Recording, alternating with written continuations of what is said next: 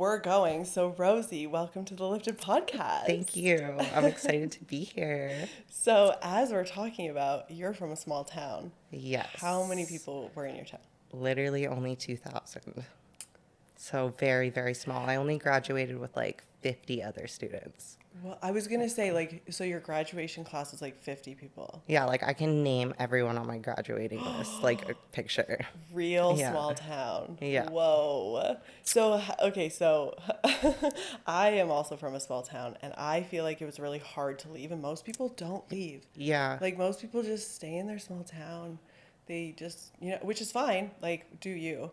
But how did you actually, like, work up the confidence to leave? Like, how were you, like, yeah, because I feel like it takes some confidence, especially coming from a small town. I you wasn't know? even 18 yet because Really? I'm an August baby. I finished school and I was so ready to go. I moved like out of there as soon as I could to Calgary. Yeah, before I turned 18, and that was back in 2013. Wow. So you were like, pack my bags, I'm leaving. Yeah. I love that. Yeah. So did you like feel like you wanted to leave the whole time, or like how? Because okay, if I think about it, when I was in school, and when I left, and when I like dropped out of school and left, I was like halfway through my second year of university, and I feel like it wasn't until it was probably before I went to university was when I was like, okay, I need to leave. Like it was right after high school, and I was like, let me just get out of this town. Yeah. And then I went to a year of university, a year and a half, and then I eventually moved. So it took me like a good year and a half to actually fucking leave.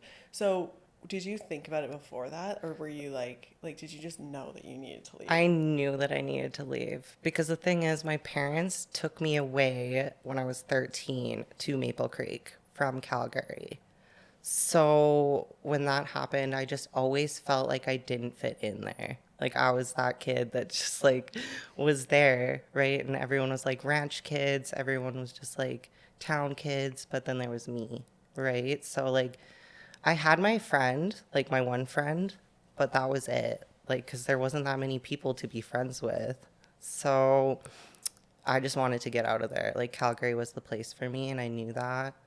Even being there for like 5 years, graduating, and like those are the years that shape you, like 13 to 18.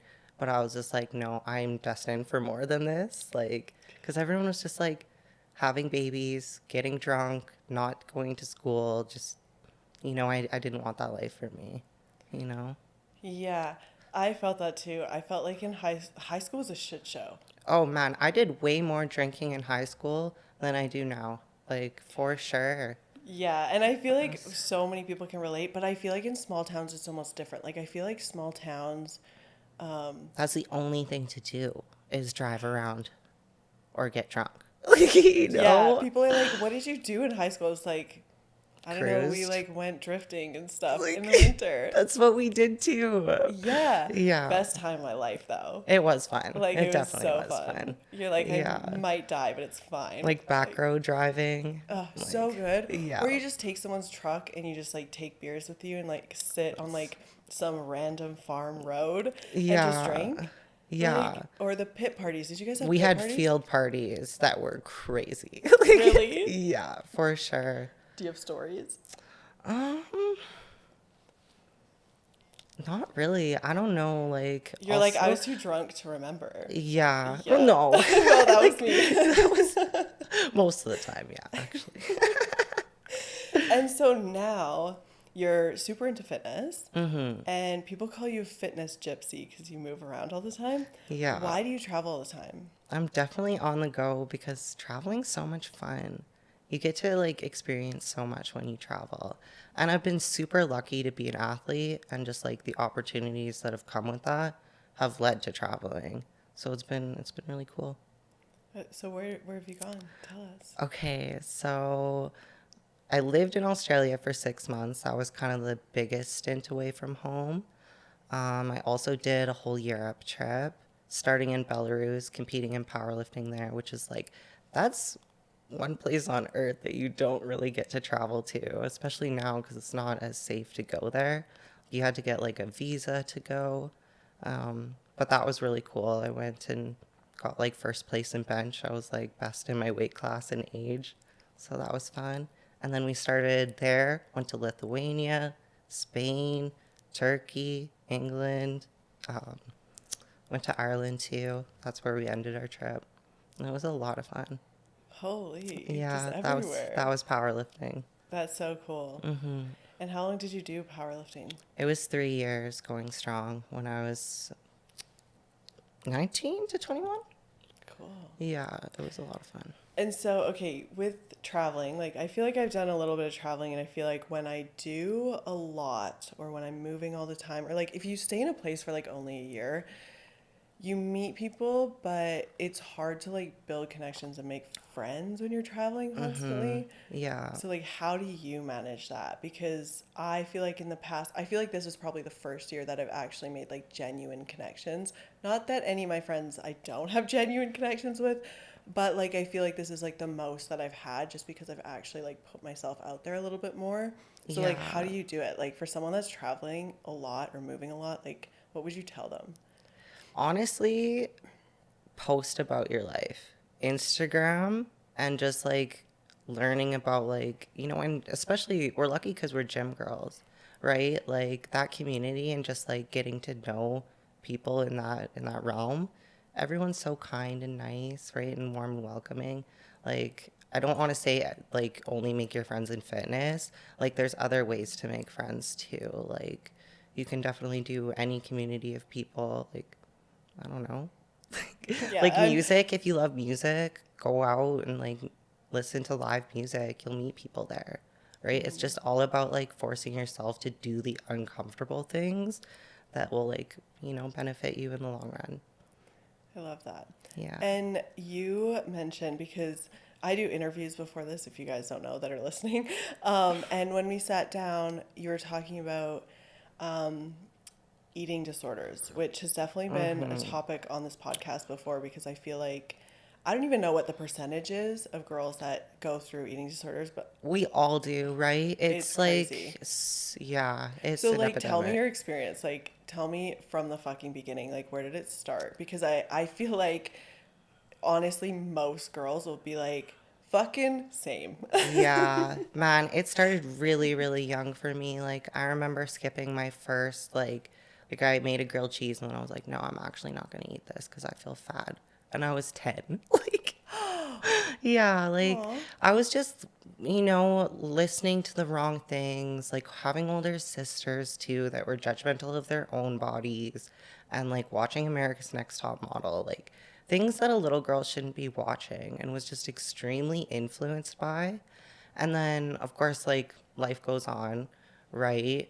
And then as soon as it got really bad, it was when I was like 16, 17, and I just stopped eating like entirely.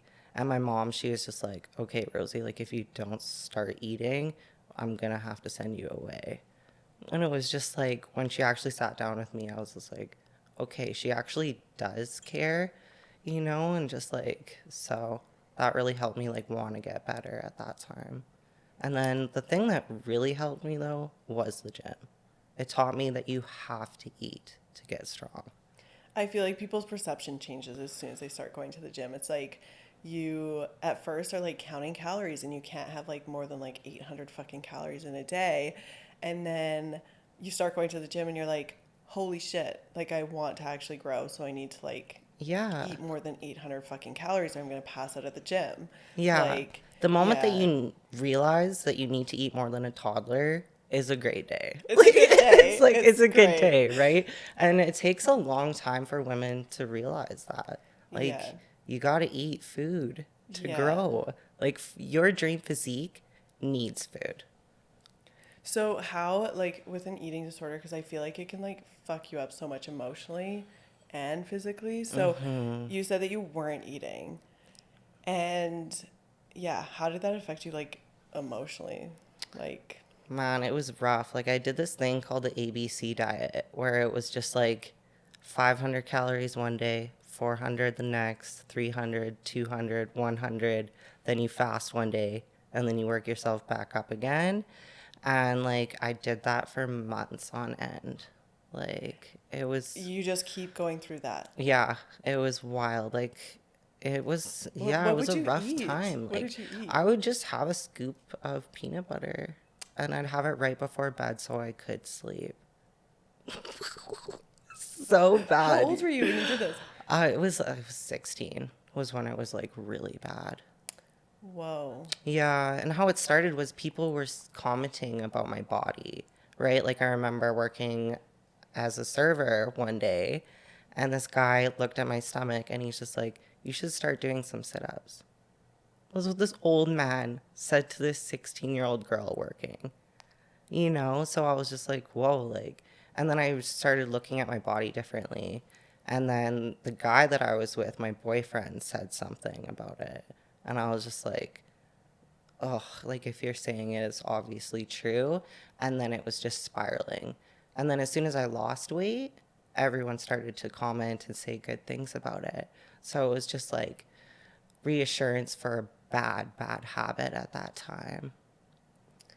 Whoa. It's crazy that like when people start commenting on stuff, like you're like, oh, is that true? And then you start like thinking about it and overthinking it and like, oh my God. I can't believe you did this ABC diet. I didn't even know that was a thing. Yeah. And like, I used to just watch Thinspo on like Tumblr and stuff. Like, weird No, stuff. stop it. Weird stuff. It was super toxic and just like, yeah, that was the lowest point of my life for sure. Was that? Did you find that like, because I feel like sometimes bodybuilding or like doing stuff like that can bring it back up. You know how like you have to eat like crazy low calories and like, did that For affect it at all or like did sure. it like trigger you or anything? Or do you Yeah. still have triggers? Like, I've done 9 competitions. So, like, it's been in and out of like 3 preps now, 4 preps, sorry.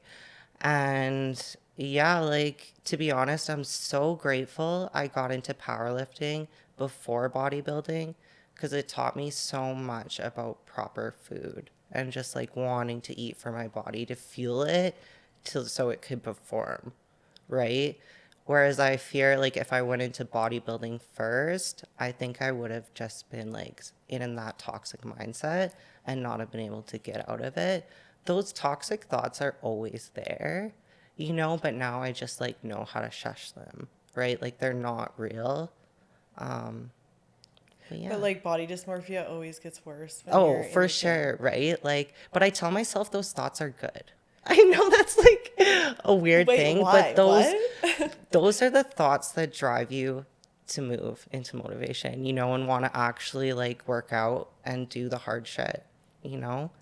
That's actually kind of true. It's Like, because true. if you get to a point and then you're just like, oh, I'm just happy with my physique, whatever, you'll probably just get lazy at the gym or like not Oh, even go or yeah. something. Complacency will kill so many gains. Shut the fuck up. I've never heard that before. That's actually so smart to think of it like that. And then once you start treating these negative things as positives, right? Like they don't rule you, you know? Like it's so different.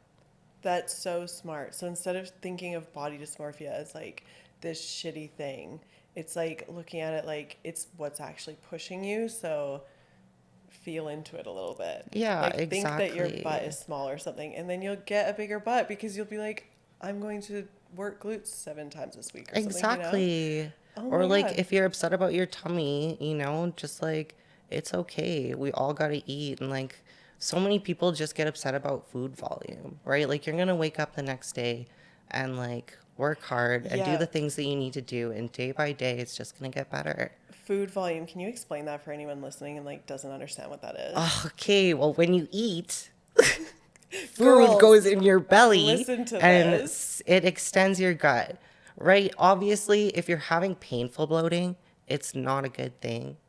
But like normal bloating is completely normal. Like, you know, So like we need to know this. yeah, no, that's what I mean. Is like this is so fucking smart because, okay, so it's what? How would you tell the difference? Like, for girls that are actually listening, like, how would you tell the difference between like, okay, like this is like actual bloating, like you should probably not fucking eat that again, or like just normal bloating to the point of like that's just food in your stomach, like. Okay, like if you feel it and it's like hurting, obviously, like that's a no-go. Gassiness, like if you're having like, like obviously going to the bathroom isn't pretty. Like these things are like good things to know, right? About food.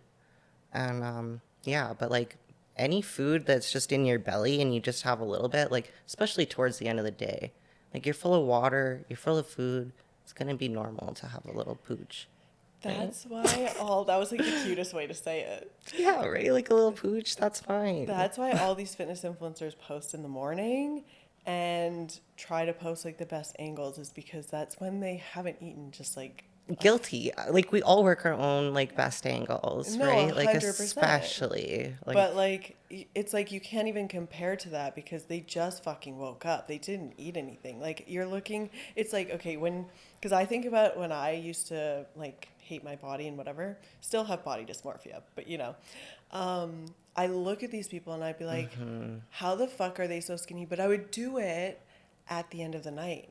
So it's like yeah. you've eaten, you're bloated probably, You're feeling bad about the day because you maybe didn't make the right choices, right? Like, but it's like that's the worst time to actually compare yourself to someone because you're like, well, you're looking in the mirror at the end of the day, but you're looking at someone that took a picture in the morning.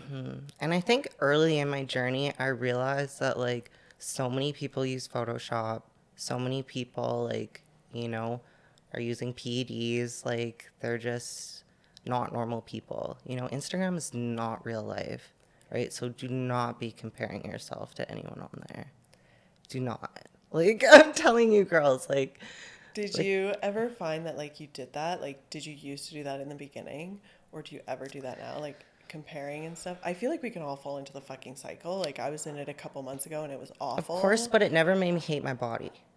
Okay, and that was the difference. Like I pulled it from inspiration. Like I follow like wellness queens like Francielle that I'm like, oh, I just want to be her, right? So it's just like, it's all inspiration. It's not like, oh, I'm jealous, like I want her body, right? It's like, oh, I can work harder and maybe achieve that, which is like, that's a beautiful thing. You just got to change your mindset. See, that's even a yeah, like that's a way better way of thinking about it. I feel like I do have a lot of questions about like girls, I don't know, how do you stop comparing or how do you look like this? Or like even I see other influencers post Q&As and then the other girls will be like, "Oh my god, how do I look like you and how do I do this?" And like that's just such a comparison mindset and it's like what you're saying like you don't Like, really want to get into that. You want to almost use it as inspo rather than like I'm comparing myself and I'm making myself feel awful. yeah, like there's no need for that. you know, like be kind to yourself Yeah, and appreciate your journey. Don't compare your chapter 1 to someone's chapter 20, like, pretty much. yeah, and don't hate on them for it. You're like, stop hating on So people. many people are so mean on Instagram sometimes, like it No, can the be a comment toxic sections get place. insane, like really insane. It's a joke. So, okay, so you coming from a small town, because I'm also from a small town, so I fucking understand, and I feel like a lot of girls will get this. But how did you like, or what advice would you give for any of the girls that are listening and they're in a, I think I needed this when I was in university before I moved. What advice would you give to girls that are like, I need to get out of this space that I'm in, small town probably. How do I do it? Honestly, save as much money as you can, obviously, to get to the best spot that you can. And don't be afraid to, like, not live lavishly for a little bit. Like, save your money so you can live in a decent spot. And don't be afraid to make friends. Like, push yourself to do the hard things and meet new people. Like, we're really lucky to have the gym because at least that's a community and an outlet that we can go and meet new people. And usually people are so social. Like, if you're not going to the gym, go there. You'll make some friends. But if not, like, just find something that you're interested in and go from there. And just, you build your confidence through doing things. So go on your solo dates. Like, when I was living in Australia, it was so much fun to just like travel by myself, go to the coast and just like go grab a bite to eat by myself and, you know, maybe say hi to a few people. That's how I met one of my friends there. And it's just, don't ever feel embarrassed. Like, no one's watching you. Just live your life. That's perfect. I do feel like we kind of think about who the fuck is staring at me right now. Like, All the but time. nobody's looking at you. They're probably more worried about themselves than they are about you. Like, Totally. yeah. Right? And if they're looking at you, they're checking you out. So, Love whatever. that. Well, Rosie, thank you so much for being on. Thank you so much for having me. This was a blast. It was so good. I will put her Instagram in the description if you want to go stalk her. Like, comment, subscribe, and I'll see you guys next time. Bye.